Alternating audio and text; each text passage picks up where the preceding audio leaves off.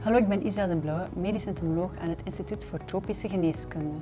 In deze video laten we zien hoe je larven van exotische aidesteekmuggen kunt bemonsteren. In onze streken zijn broedplaatsen voornamelijk kunstmatige containers waarin waterkanten stilstaan, zoals banden, regenwatertonnen, emmers, bloempotten, rioolputjes en ondergrondse waterreservoirs.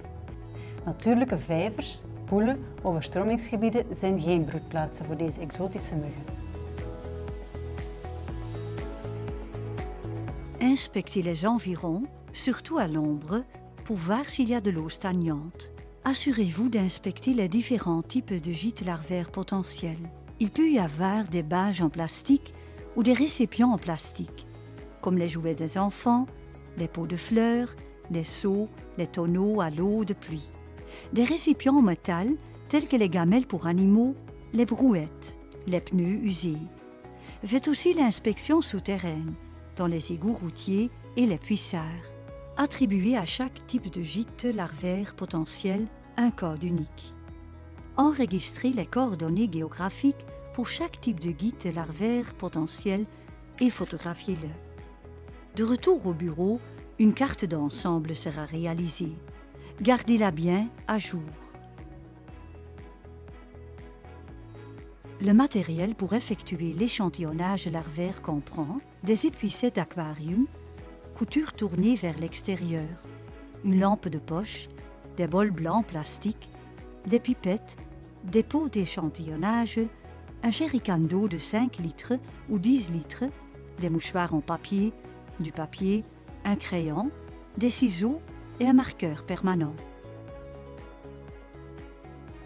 D'abord, vérifiez la présence de larves dans votre récipient. Essayez de ne pas perturber la surface de l'eau et veillez à éviter toute ombre soudaine sur la surface. Si la surface de l'eau n'est pas assez éclairée, une lampe de poche peut être utilisée pour localiser les larves. La technique d'échantillonnage dépend de la taille et du type du récipient. Les petits récipients tels que les gamelles pour animaux, les pots de fleurs, peuvent être ramassés et leur contenu versé dans le bol blanc. Si le récipient n'est ni amovible ni accessible à l'aide d'une épuissette, récupérez les larves directement du gîte larvaire à l'aide d'une pipette.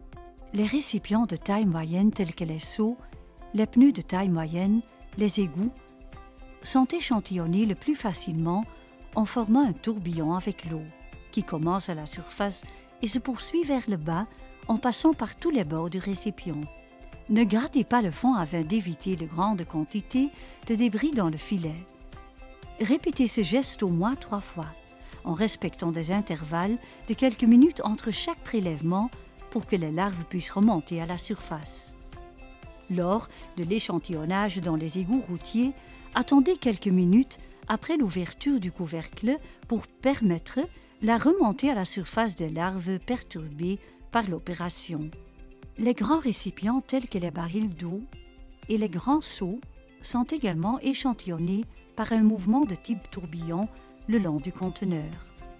Répétez ce geste au moins 3 fois à différents endroits du bord et en respectant une pause de quelques minutes. Le contenu du filet est vidé dans un bol blanc rempli d'eau claire provenant du gîte larvaire, ou si le gîte larvaire est sale, d'un jerrycan. Retirez à la main le plus de saleté possible.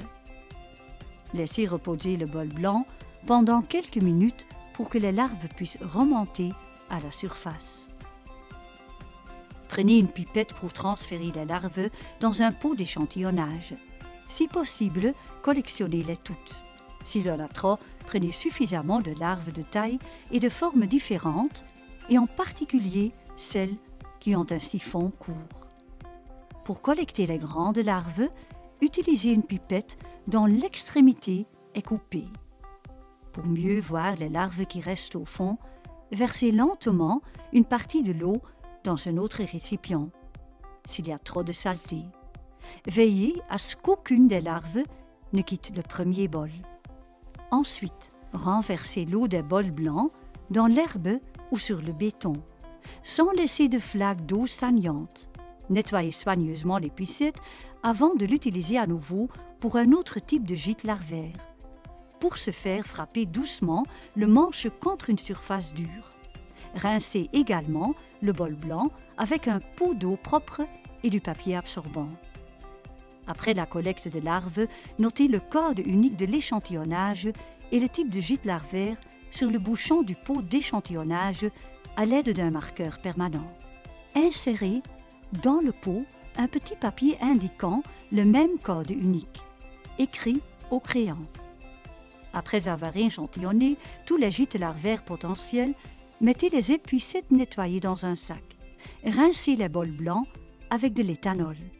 Assurez-vous que, pendant le transport, les pots d'échantillonnage restent debout dans une glacière.